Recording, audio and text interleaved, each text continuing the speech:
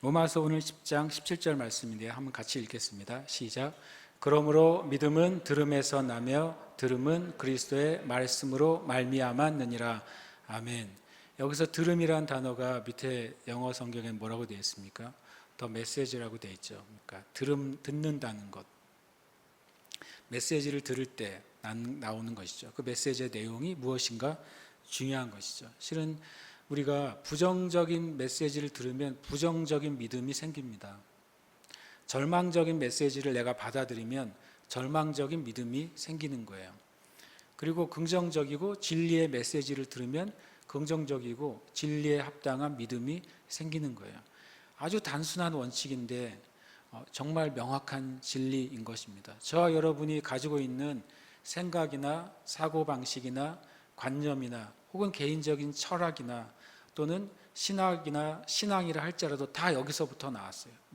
무엇이든지 꼬마 어린아이도 그렇고 100살이 다 된 어른도 마찬가지고 똑같이 그의 생각이나 그의 마음에 있는 모든 것은 다 이 원칙 안에서만 존재하는 거예요. 그리고 그동안 들어왔던 것의 결과가 저와 여러분의 생각과 영의 상태와 상황이에요. 이것은 되게 중요한 말씀이죠. 이 말씀을 바탕으로 오늘 좀 은혜를 나누기를 원합니다. 제가 계속 보여드리지만 You are Healing Door라고 제가 이제 영어 버전을 좀 찾아서 봤더니 영어 책을 얻는 것보다는 그 이북을 살 수가 있더라고요. 그래서 여러분 아마존에서 이북을 You are Healing Door라는 이북을 사서 나중에 그 한글 책을 받으시면 그것과 같이 비교해서 보셔도 좋겠다는 생각을 좀 갖게 됩니다. 오늘 이제 9번째 주제인데 함께 읽겠습니다. 시작. 주위의 믿음을 북돋아주는 이들을 많이 두라. 아멘. 주변 사람을 좀 돌아보세요. 지금 그 사람들이 바로 이 사람들입니다. 믿음을 북돋아줄 수 있는 사람들 좌우에 보이십니까? 믿음을 북돋아주는 사람들을 많이 두라는 것이죠. 이 그레이엄 목사님의 이야기가 항상 챕터마다 나와요. 본인이 겪은 이야기, 본인의 목회했던 성도들에게 실제 있었던 이야기들을 이 책의 매 장마다 얘기를 해줘요. 그래서 참 읽을 때 제가 은혜가 되고 또 믿음이 자라는 것을 느낍니다. 이 이제 그레이엄 목사님의 어떤 그 기념으로 드리는 축하 예배가 있었던 것 같아요. 근데 그때 함께 이제 서로 관계를 맺고 서로 교제를 했던 그 영국에서 목회하는 스튜어트하고 아이리니 벨 목사님의 그 부부가 오게 됐다고 합니다. 그들이 이제 예배 때 선포를 하고 또 간증을 나눴는데 그 간증의 내용이 뭐였냐면 그 스튜어트와 벨 목사님 부부의 16세 된 아들이 데이비드라는 아들이 있었대요. 근데 어느 날 눈 오른쪽이 계속 졸립고 아프다고 이제 말하기 시작한 거예요. 너무 졸립다. 특히 오른쪽 눈이 계속 처지고 무겁다. 이런 말을 하고 계속 짜증을 내는 것이죠. 그리고 어느 날 보니까 눈이 엄청 부어 올랐어요.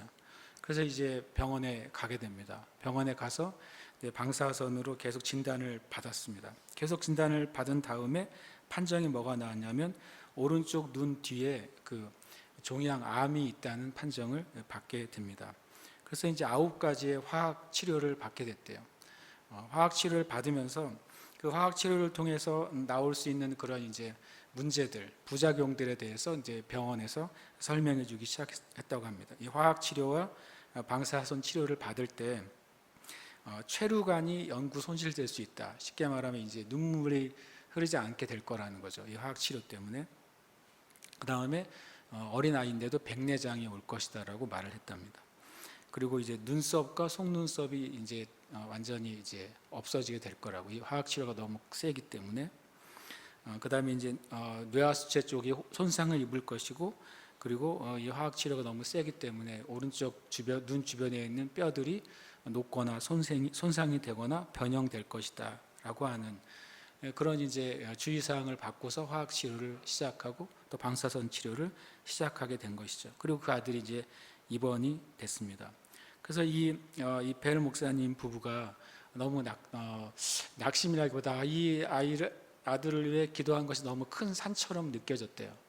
이 아들을 하나님께서 치유하실 것인데 이 아들의 그 오른쪽 눈에 뒤에 있는 그 암덩어리를 위해서 내가 어떻게 기도해야 될지에 대해서 굉장히 높은 산처럼 느껴졌대요. 그래서 하나님께 계속 주님 어떻게 아들의 치유를 위해서 우리가 순종했으면 좋겠습니까? 라고 이제 계속 기도하고 있었다 그래요. 그러면서 이제 그때 주님이 마음에 감동을 주신 게 이 아이가 그 위험한 그 화학요법을 잘 통과할 것이다 라고 하는 그런 마음을 주셨다 그래요. 그래서 이제 그러면서 계속 치료를 받아왔어요.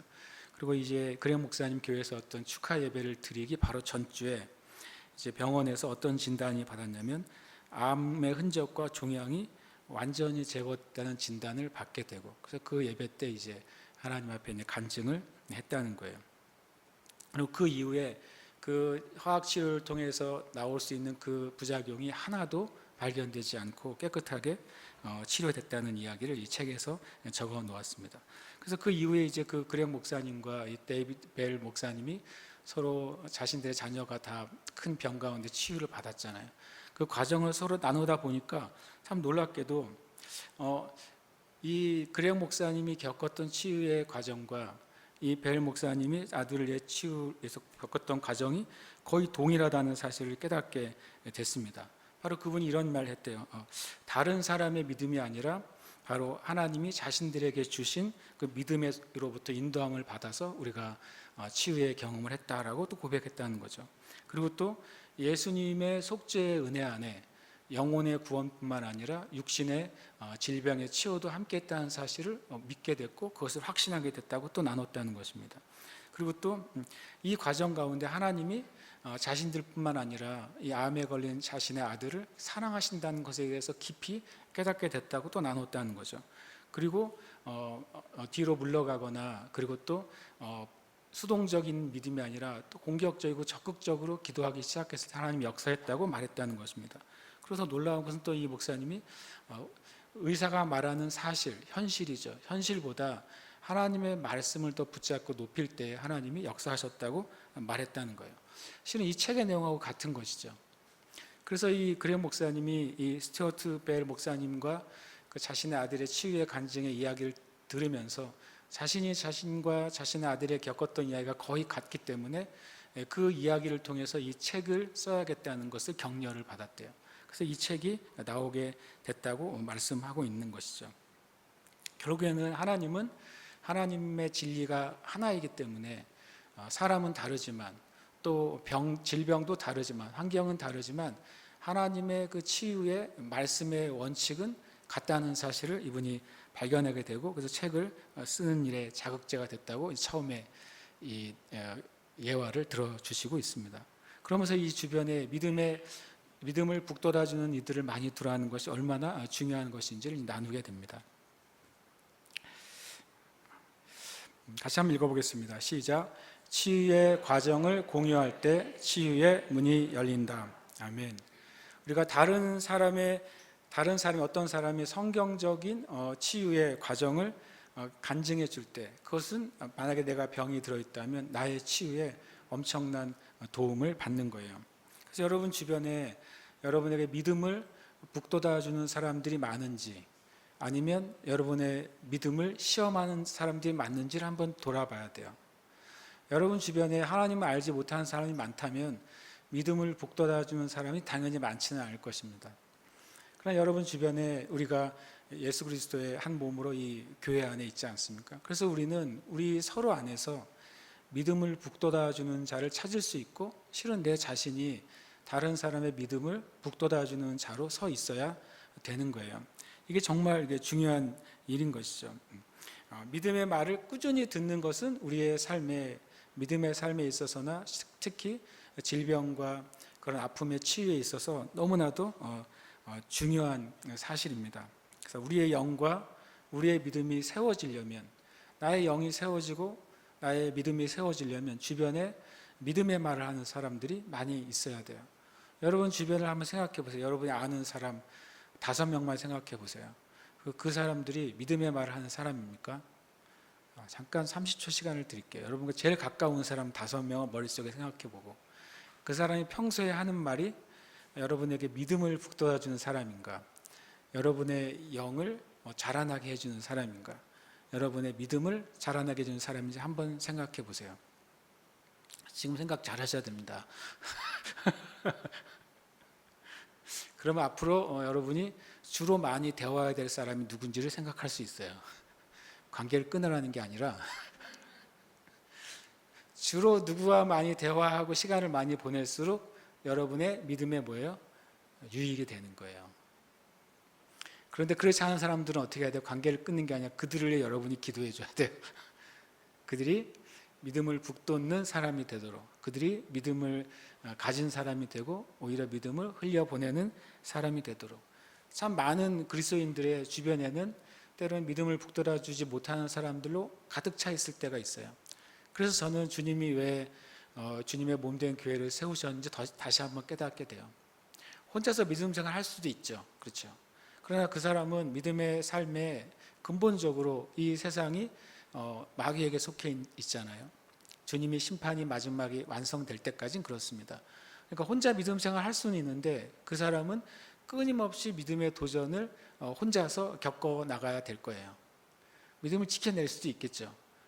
그러나 하나님은 주님의 몸된 교회를 허락해 주셔가지고 서로 믿음을 북돋을 수 있도록 은혜를 베풀어 주신 것이죠. 이건 놀라운 하나님의 지혜이고 또한 은혜입니다.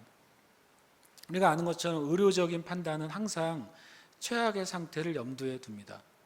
그게 부정적이라는 게 아니라 당연히 의료인이라면 또 의사라면 진단을 해주는 사람이라면 이 문제가 최종적으로 어디까지 갈 것인지를 얘기해 줘야 되는 거 아니에요. 그렇죠? 만약에 그 문제들을 얘기해 주지 않았는데 문제가 발생했을 때 환자들은 엄청 당황하지 않겠습니까?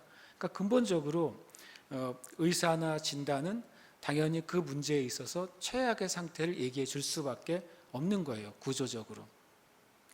믿는 자들이 그것만 가지고 있다면 굉장히 어려운 싸움이 되는 것이죠. 그래서 우리가 나의 문제들, 특별히 질병과 몸의 문제들이라는 것을 내가 누구에게 노출시킬지를 잘 생각해 봐야 됩니다. 누구에게 노출시켜야 될까요? 여러분에게 믿음을 북돋아 줄 수 있는 사람에게 노출시켜야 돼요. 이해되십니까? 오늘 말을 잘 지혜롭게 새겨 들으시기를 축복합니다. 이 책을 보면 이렇게 표현했어요. 믿음 파괴자들이 우리 주변에 많대요. 나는 믿음을 엄청 가지고 있는데 하나님이 행하실 거야 라고 하는 믿음을 가지고 있고, 하나님이 치유하실 거야 라는 믿음을 가지고 있고, 하나님이 주실 거야 라는 믿음을 가지고 있는데 누군가가 얘기를 하는 순간 내 믿음을 파괴시키는 사람들을 만나게 된다는 거예요. 그런데 이런 문제도 있지 않아? 그런데 시간이 없지 않아? 그런데 잘 될까? 잘 됐으면 좋겠어. 이렇게 말하는 사람들, 우리의 믿음을 파괴하는 사람들이 엄청나게 많다는 거예요. 더 이상 그거에 더해서 이제 불신앙을 가진 신자들이 많다는 것이죠. 불신앙을 가진 신자는 뭐냐면 하나님을 믿고 또 때로는 예수님을 믿고 구원을 받았지만 어떤 신앙적인 문제에 있어서는 굉장히 불신앙적인 말을 하는 습관을 가진 사람들을 말하는 거예요. 근데 그 사람들은 그렇게 말하는 이유는 뭐예요? 여러분을 사랑하기 때문에 그렇게 말해요. 그리고 굉장히 신중하기 때문에 그렇게 말을 해요. 그 사람들은 굉장히 많은 정보를 가지고 있기 때문에 그렇게 말하는 거죠. 중요한 것은 그래서 우리야 교회와 성도의 말의 변화죠. 제가 아까 그 오태호 목사님하고 통화를 했다고 그랬잖아요. 그랬더니 그 목사님께서 그 책을 읽는 건 너무 좋고 훌륭한데 그 책을 읽은 다음에 실제로 아픈 사람들을 모으라라고 저에게 말씀하시더라고요. 실제로 아픈 사람들이 모여서 그 책을 한 챕터씩 같이 읽으면서 그것을 따라서 기도하면서 함께 기도하는 모임을 만들 때 엄청난 응답을 보게 될 거래요.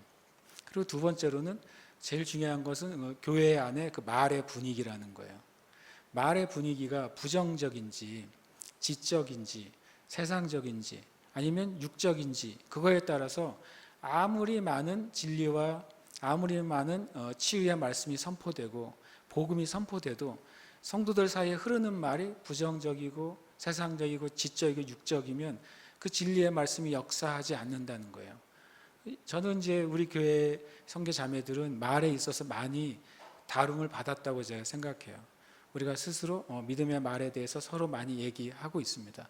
그런데도 불구하고 부족한 것이 좀 있어요. 제가 느낄 때. 그래서 이것도 제가 보완을 해야 되겠다. 그래서 이제 가을에 제가 생각을 했어요. 가을에 이제 가을부터 우리가 이제 당회를 하고 내년 목회 계획을 하잖아요. 그래서 저도 많은 생각을 요즘 하면서 가을부터는 모임을 하나 만들어야 되겠다는 생각이 들고, 모임을 만들면 여러분 속에 주님, 목사님이 또 하나 뭘 만드신답니다 라고 생각하는 분이 있을 텐데, 그게 아니라 다른 날 평일날 뭘 만들는 게 아니라 주일날 할 거예요. 주일날 할 것이고, 주일날 할 수 있는 시간과 장소도 제 마음에 이미 결정을 했어요. 뭘 할지도 결정을 했어요. 그래서 어쨌든 뭐 기대를 하시든지 긴장을 하시든지 둘 중에 하나를 하시고 다만 이제 진짜로 우리가 같이 치유를 위해서 기도할 사람들이 함께 모여서 같이 말씀을 가지고 기도하고, 또 다른 사람을 위해 기도하는 일종의 이제 치유 기도 모임을 시작을 하려고 합니다. 그래서 우리의 입술이 이제는 믿음을 파괴하거나 불신앙을 만들어내지 않고, 하나님의 말씀에 말씀하고 있는 것을 내 입술이 말하도록, 하나님께서 우리에게 하신 말씀을 나도 이제 다른 사람에게 말하도록, 그것이 우리의 그냥 언어 습관이 되도록 우리가 훈련하는 것이죠. 실제로 사람들은 자기가 그 습관대로 훈련된 대로 말을 해요. 저와 여러분도 이미 우리 입술에 습관적인 단어, 습관적인 문장이 아마 박혀 있을 거예요. 아마 저도 습관적으로 하는 문장이 많을 텐데 제가 모르고 있을 때도 있을지 모르겠어요. 제가 아는 건 딱 한 가지죠. 훌륭하십니다는 제가 압니다. 훌륭하십니다는 제가 많이 합니다. 그래서 문제는 아무 때나 갖다 붙인다는 게 이제 문제입니다. 이제 한없이 훌륭하다는 말 많이 해가지고 가끔 사람들이 저를 쳐다보고 왜 그 말 하는지 모르게 할 때도 있지만, 어쨌든 우리가 치유의 과정을 서로 공유할 때 놀라운 치유의 문을 열리게 되는 것이죠. 저는 한 사람이 아니라 우리 교회 자체에 하나님이 치유의 문을 활짝 열어주실 것을 기대합니다. 아멘. 함께 읽어볼까요? 시작. 예수님은 곡하는 이들을 밖으로 내보내셨다. 이 말이 참 이제 아까 주변에 믿음을 북돋는 사람들을 많이 두라고 하셨잖아요. 그 말은 반대로 말하면 뭐가 될까요? 내 믿음을 북돋지 않는 사람들과의 거리를 둬야 되는 거예요. 지혜롭게 거리 두기를 해야 되겠죠. 부모님이 내 믿음을 깎아내려 해가지고 집을 나가시면 안 되고, 지혜롭게 어떻게 거리를 두는 것을 우리가 배워야 되는 거예요. 예수님도 실은 예수님이 하나님의 일을 하실 때 예수님은 하나님의 일을 하셨어요. 예수님은 예수님의 사역을 하신 적이 없습니다. 우리가 가끔 예수님이 예수님 자신의 사역을 하신 것 같이 생각할 수 있는 면이 있는데, 예수님은 철저하게 하나님의 일을 하셨어요. 요한복음 17장에 보면 이렇게 말씀하십니다. 하나님께서, 아버지께서 나에게 하라고 하신 일을 내가 해서 아버지를 영광스럽게 했습니다 라고 말을 해요. 그러니까 예수님은 크고 작은 모든 일들에 하나님의 일을 하신 거예요. 근데 하나님의 일을 할 때 주님이 한 가지 어떤 것들을 제거하셨어요. 그것이 뭐냐면 하나님의 일에 방해가 되는 요소들을 제거하셨어요. 여러분 복음서를 가만히 읽어보시면 그 중간중간에, 말씀 중간중간에 그것을 느낄 때가 있어요. 주님께서 이 행동을 왜 하셨지? 저 행동을 왜 하셨지? 그 중에 많은 행동 중에 하나가요, 하나님의 일이 역사하는데 방해가 되는 요소들을 주님께서 치우시는 일들을 많이 하십니다. 그 중에 하나가 그거예요. 곡하는 이들을 밖으로 내보내셨습니다. 왜냐하면 이 곡하는 이들은 아까 말하는 믿음 파괴자이고 불신앙을 가진 신앙인들이기 때문에 그렇습니다. 마가복음 5장 38절 39절에 이렇게 말씀합니다. 함께 읽겠습니다. 떠드는 것과 사람들이 울며 심히 통곡함을 보시고 들어가서 그들에게 이르시되 너희가 어찌하여 떠들며 우느냐, 이 아이가 죽은 것이 아니라 잔다 하시니 그들이 비웃더라. 예수께서 그들을 다 내보내신 후에, 주님이 이제 그 여자아이죠, 달리다 곰으로 일으키실 그 아이가 이미 죽어버렸어요. 그 아이가 죽어버렸으니까 주님이 도착했더니 아주 난리가 났겠죠. 곡을 하고 있죠. 신기하게도 우리나라도 그러는데 이스라엘도 전문 곡하는 사람들이 있습니다. 과거에 보시면 이제 장례가 나면 우리나라 전통 장례 기간이 길었잖아요. 뭐 3일장, 5일장, 9일장 길었잖아요. 제가 공부를 열심히 해서 재수를 했는데 대학 갈 때 재수 이제 어느 학원에 재수 종합학원에 갔어요. 내 인생 처음으로 재수 종합학원을 한 3개월 다니다가 이것은 나의 길이 아니구나 그러고 그만뒀었는데, 그 중에 이제 국어 선생님이 있었는데 엄청 재미있게 가르치시는데 하도 여름에 좋으니까 이 얘기를 하시더라고요. 자기가 나라에서 국무총리인가로부터 효자라는 표창장을 받았대요. 왜 받았냐면 아버님이 돌아가셨는데 9일장을 한 거예요. 9일 동안 매일 밤을 잠을 못 자고 계속 손님을 받은 거죠. 그리고 이제 장례날 이제 하관을 하는데 관이 내려가는데 앞에 있다가 너무 졸리고 견딜 수가 없어서 꼬꾸라져가지고 관 안으로 빨려 들어갔어요. 그래서 사람들이 세상에 저런 효자가 없다고, 아버지가 돌아가시는 너무 애통하고 슬퍼서 같이 묻히겠다고 관을 안으로 들어갔다고. 그래서 자기가 국무총리 효행상을 받았대요, 그 해요. 그 소문이 퍼져가지고. 근데 그때 그 얘기 하시더라고요. 이제 장례가 있으면 사람을 산대요. 그러면 큰 장례일수록 사람을 많이 사는 거예요. 혹하는 사람들. 그러면 막 아이고 해서 그냥 돌아가면서 저기 시간을 맞춰가지고 계속 24시간 예배가 아니라 24시간 울음을 우는 거죠. 아마 우리 좀 나이가 좀 있는 분들은 그거 많이 보셨을 거예요. 실제로 곡을 합니다. 실제로 돈을 받고 곡하는 사람들이 있는 거예요. 그 죽음의 분위기, 슬픔의 분위기, 절망의 분위기를 만들어내는 거죠. 우리가 아는 것처럼 믿음의 많은 선배들은 죽을 때 그런 유언을 하신 분들이 있어요. 내가 죽으면 찬송 틀어놓고 박수하고 예배하라고. 천국 가는데 왜 우느냐. 기쁘게 나를 좀 보내주고 그리고 죽은 다음에 내가 거기에 장례식장이 있는 것도 아니고 그렇잖아요, 여러분. 사람이 죽으면 장례식장에 그 영혼이 며칠 동안 좀 기다렸다가 하늘나라 가는 거 아니잖아요. 그렇죠. 예수 믿으면서도 명확하게 해야 돼요, 할 건요. 그렇죠. 장례식은요, 오히려 그 가족을 위로하고 또 오는 사람들의 그 위로를 받는 것이죠.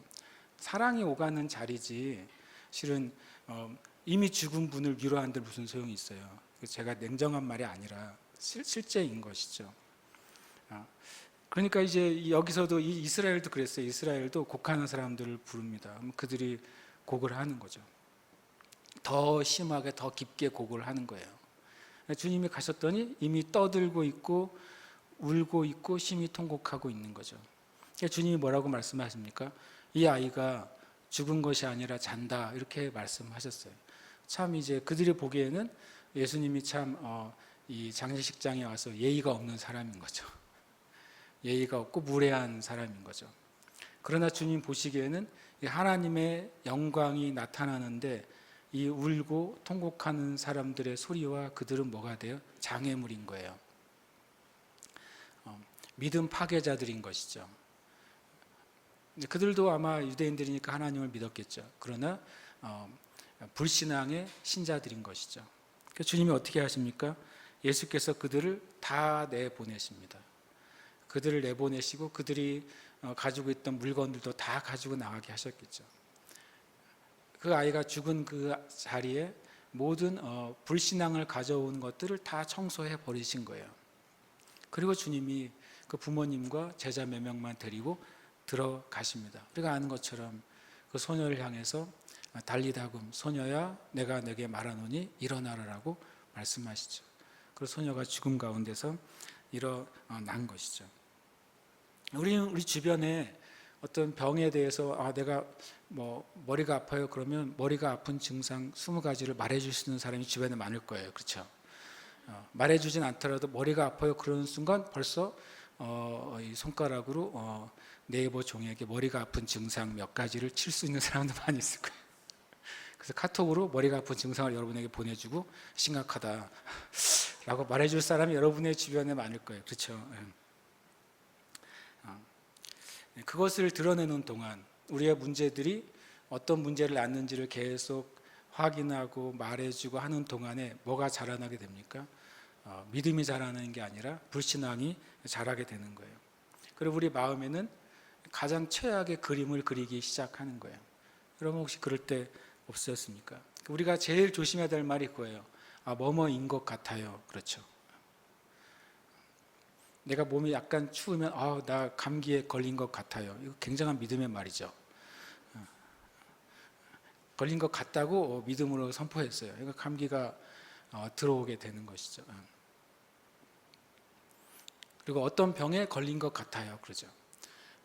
우리가 주님 앞에 이것을 막아야 되는 것이죠. 그걸 막고 부정적인 고백이 때로는 제2의 천성이 되는 것처럼, 그것이 마치 조심하고 사려 깊은 지혜인 것처럼 우리가 말할 때가 있어요.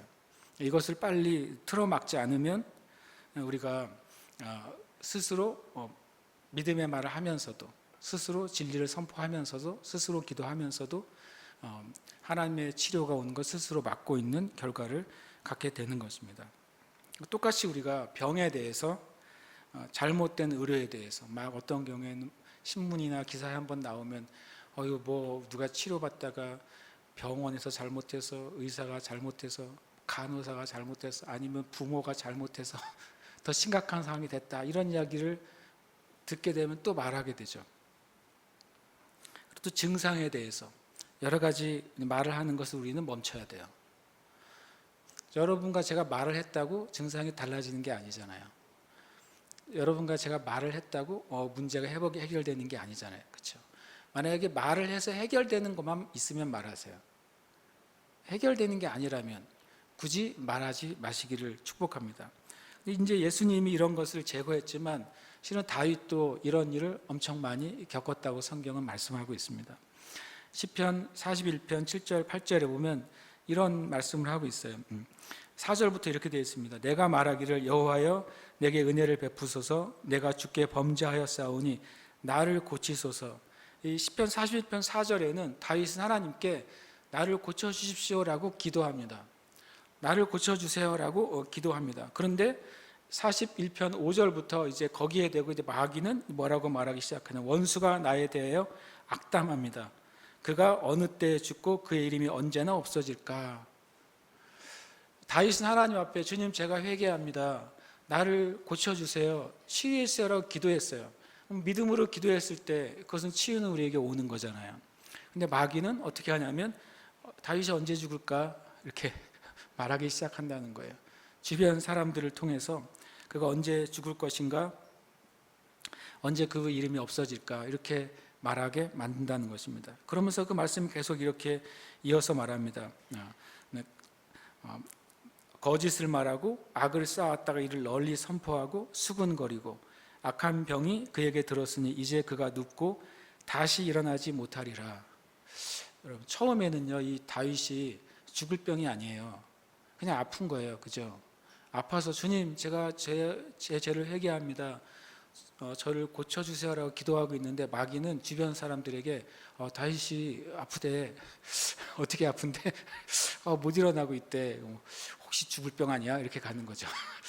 그리고 다윗이 아파서 기도하는 동안에 다윗 주변의 사람들이 뭐라고 말해요? 결론이 다시 일어나지 못할 거야. 죽을 거야 라고 소문이 퍼져 있더라는 거예요. 다윗의 인생 가운데 계속 이런 거짓말과 루머죠. 불신앙의 말, 믿음 파괴자들이 다윗 주변에 가득했던 것이죠. 다윗은 그것과 싸웠어요. 그리고 다윗은 그것에 굴하지 않고 일어섰던 것이죠. 우리가 이것을 기억해야 돼요. 다윗도 이렇게 주변에 수많은 자신을 따르는 사람이 있었지만 그들 중에 많은 믿음 파괴자가 있었던 거예요. 예수님도 예수님의 사역을 하실 때, 하나님의 일을 예수님께서 하실 때 때로는 제자들도 믿음 파괴자로서 말할 때가 있었다는 것이죠. 오병이어 사건이 있을 때 사람들에게 묻습니다. 너희가 먹을 것을 주어라. 그랬더니 예수님의 믿음을 파괴하려고 그래요. 주님 여긴 빈들이고 저 사람들 다 먹이려면 엄청나게 돈이 많이 필요한데 언제 시간도 없어요. 갔다 와서 가지고 와서 사가지고 올 시간도 없고 계속 예수님이 하신 말씀을 파괴하죠. 예수님 자신도 주변에 이렇게 믿음 파괴자들이 많았고 불신앙의 신자들이 많았어요. 그럼 우리 주변은 어떻겠습니까? 우리 주변도 다윗처럼 그런 사람들이 당연히 존재하죠. 예수님처럼 당연히 존재합니다. 그래서 우리가 연민과 동정심에 우리가 노출되지 않도록 해야 되는 것이죠. 의외로 많은 사람들이 질병에 대해서 선한 의도로 부정적인 말을 많이 전달합니다. 그들은 선한 의도예요. 그러나 궁극적으로는 부정적인 말을 많이 전달하는 것이죠. 그래서 이 책을 쓴 그렉 목사님이 아들 마이클이 15개월째 관절이 붓고 움직이지 못하게 됐고 몇 살 안에 죽을 거라는 진단을 받았을 때 그분들이 기도하면서 이 믿음 파괴자들과의 만남을 최소화시켰대요. 그 믿음 파괴자들이 누구였냐면 그 그렉 목사님에게는 그 아픈 아이를 보고서 어이구 불쌍해라 어떡하냐 이렇게 말하는 사람들이에요. 이 책에서 이렇게 말합니다. 연민과 동정심에 노출되지 않게 해라. 인간적인 동정과 하나님의 사랑과 긍휼은 다른 거예요. 저와 여러분도 누군가 아픈 사람을 만날 때 인간적인 동정으로 그를 대하면 안 돼요. 우리는 하나님의 사랑으로 그의 아픔을 함께 나누고 하나님의 긍휼로 우리가 그를 품어야지, 육신의 동정과 세상의 연민으로 가는 것은 오히려 믿음을 파괴하는 일이 되는 것입니다. 그래서 그 그렉 목사님 부부가 이 마이클을 만나러 오는 사람들 가운데 믿음을 파괴하는 사람들하고는 되도록 약속을 안 잡고 되도록 만남을 꺼리고 그렇게 했다 그래요. 그래서 오히려 진심으로 기도하는 사람들, 긍정적인 믿음의 말을 하는 사람들, 영향력을 주는 사람들을 계속 더 만나고 그들이 더 집에 방문하게 요청을 하고 이렇게 했다고 말씀하고 있습니다.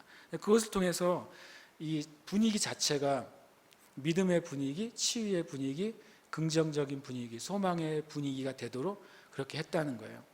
그게 참 굉장히 중요하다는 사실 저도 이렇게 이 말씀을 공부하면서 깨닫게 됐어요. 저 자신도 여러분 자신도 다른 사람의 믿음을 파괴하는 말을 하지 마시길 축복합니다. 우리는 다른 사람의 믿음을 북돋는 사람들이 돼야 돼요. 그리고 또 우리는 주변에 그 북돋는 사람들을 찾아서 함께 하나님의 은혜가 임하도록 나눠야 되는 것입니다. 같이 한번 읽어볼까요? 시작. 다윗의 용사들을 부르라.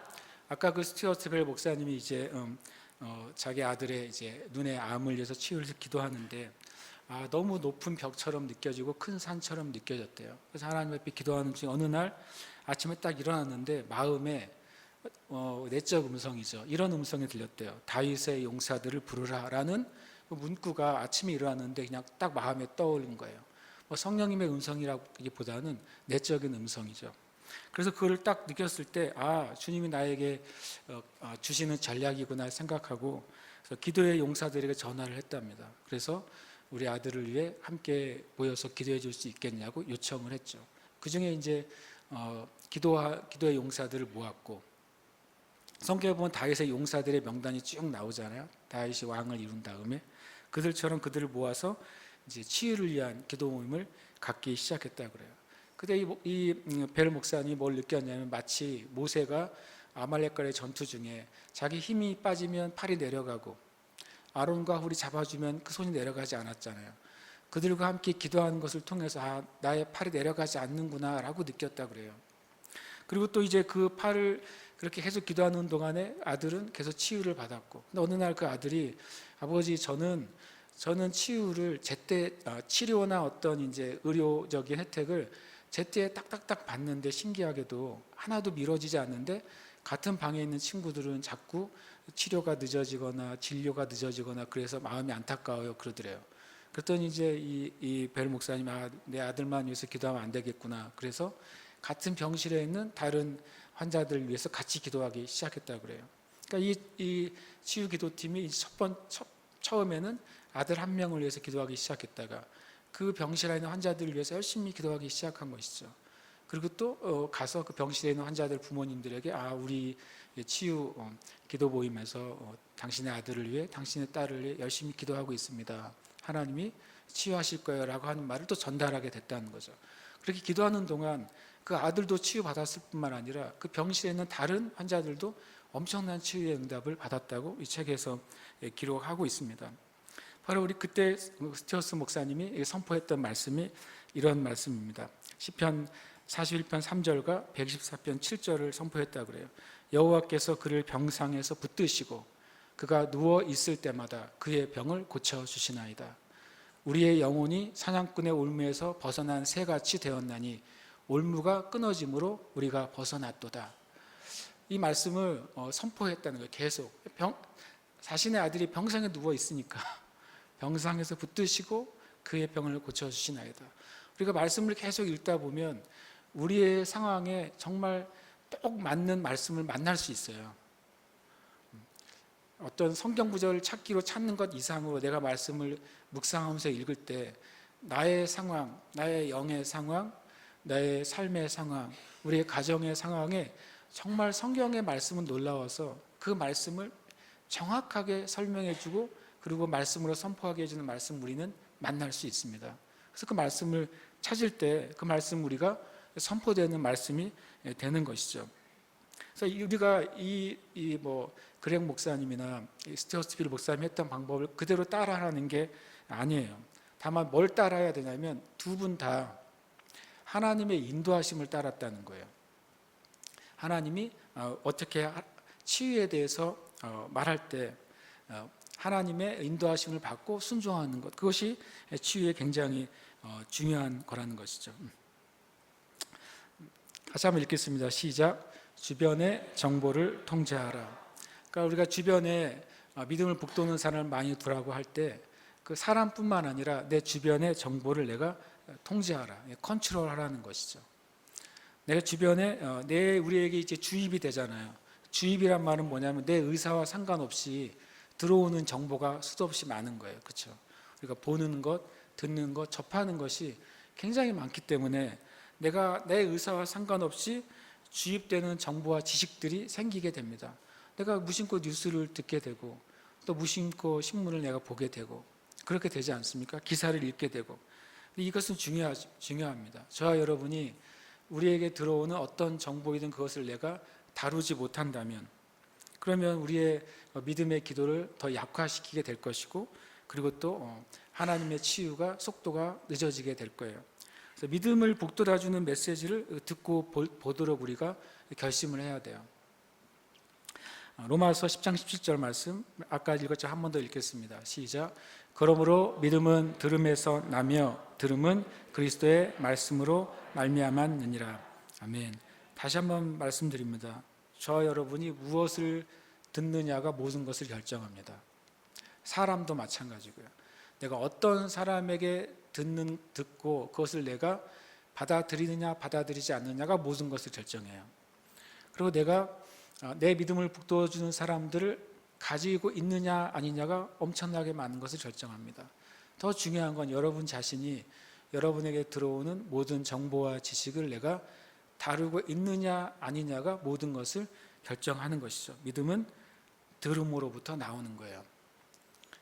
불신앙의 믿음도 들음으로부터 나오고 신앙의 믿음도 들음으로부터 나오는 것이죠. 한번 읽어볼까요? 시작. 믿는 자는 의심을 굶기고 믿음을 먹여야 한다. 아멘. 이 저자인 그렉 목사님도 케넨스 해긴 목사님 그 학교에서 이제 공부를 했는데요. 신학교에서 그때 해긴 목사님이 자주 했던 문장이래요. 이 문장이에요. 참으로 믿는 자는 의심을 굶기고 믿음을 먹여야 된다. 개 두 마리가 있는데 한 마리의 개의 이름은 의심이에요. 한 마리의 개의 이름은 믿음이에요. 둘 다 이쁘게 생겼어요. 그런데 의심이의 개는 굶겨야 돼요. 개가 살이 통통 찌고 자라나면 개가 나를 물 거예요. 그럼 우리는 의심이 자라나고 불신앙이 자라나고 결국에 하나님이 우리에게 약속하신 것을 못 얻는 것이죠. 누구를 먹여야 돼요? 믿음이를 먹여야 돼요. 계속 믿음이 자랄 수 있는 것을 계속 공급하고 그것을 내가 적극적으로 먹어야 되는 것이죠. 그래서 이 책의 저자인 그렉 목사님 그 사모님이 제니스더라고요. 제니스 사모님과 이 아이의 치유를 위해서 기도하는 동안에 대부분의 시간을 하나님의 말씀을 읽고 거기에 집중하는 시간으로 가졌대요. 그래서 믿음을 세워주는 책을 구해서 읽고 믿음을 세워주는 테이프를 구해서 읽었대요. 그 당시엔 그렇게 했겠죠. 우리는 믿음을 세워주는 유튜브를 찾으면 돼요. 그리고 치유로부터 온전하게 치유받은 그런 간증들을 찾으면 돼요. 그것을 계속 우리가 나의 정보와 지식이 되게 만들어야 되는 것이죠. 그리고 또 이 목사님의 방법입니다. 우리가 그대로 따라하는 게 아니라 기도하면서 받은 마음으로 치유의 말씀들을 적어놓고 70개를 적었대요. 찾아가 70개를 적고 이제 녹음을 한 거예요. 녹음을 해가지고 그 아들 데이비드 15개월 된 아들 데이비드에게 정기적으로 그 녹음을 틀어주는 거예요.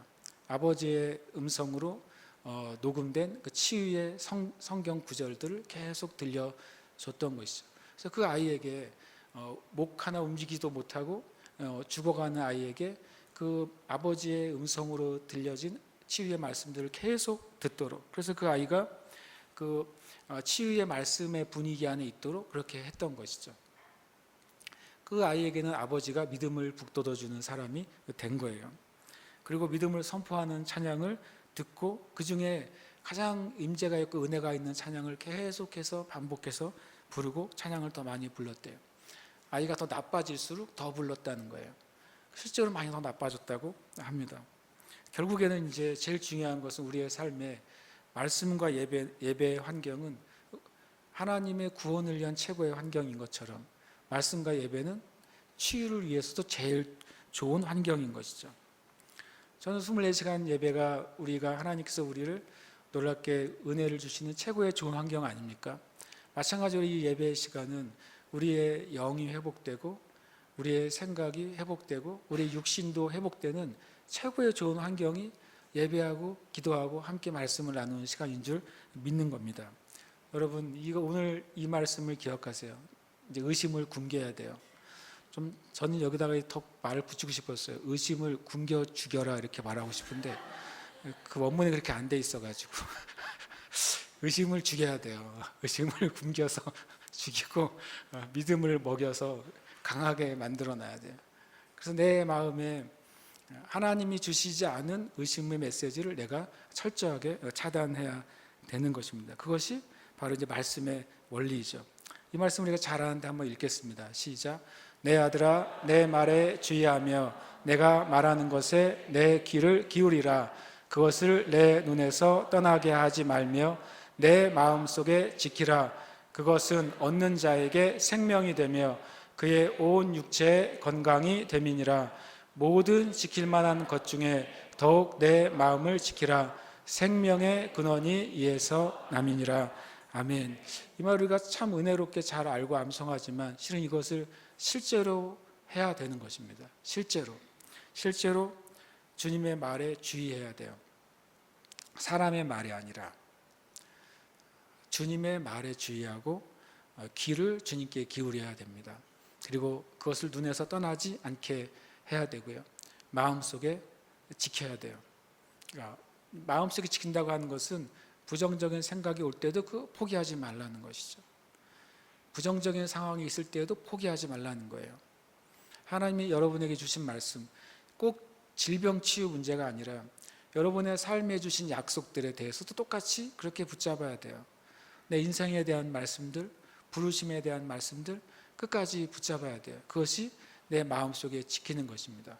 그것을 얻는 자, 뭐냐면 그것 성공하는 사람이요. 말씀을 내가 주의하고 듣고 떠나지 않게 하고 그리고 지키는데 성공한 사람들은 어떤 일이 벌어지냐면 그에게 생명이 됩니다. 영의 생명이 되고요. 그 다음에 육체의 건강이 되는 거예요. 말씀을 내가 가지고 있는 사람에게. 그것이 역사하는 것이죠. 왜냐하면 모든 일은 그 근원이 마음으로부터 시작되기 때문에 그렇다고 성경은 말씀합니다. 저와 여러분의 마음을 지키는 최고의 것은 진리의 말씀을 붙잡는 거예요. 저와 여러분이 하나님의 말씀을 얼마나 붙잡으셨습니까? 우리가 주님의 말씀을 붙잡는다고 생각은 하는데 나는 말씀 중심의 사람이야 라고 생각은 하죠.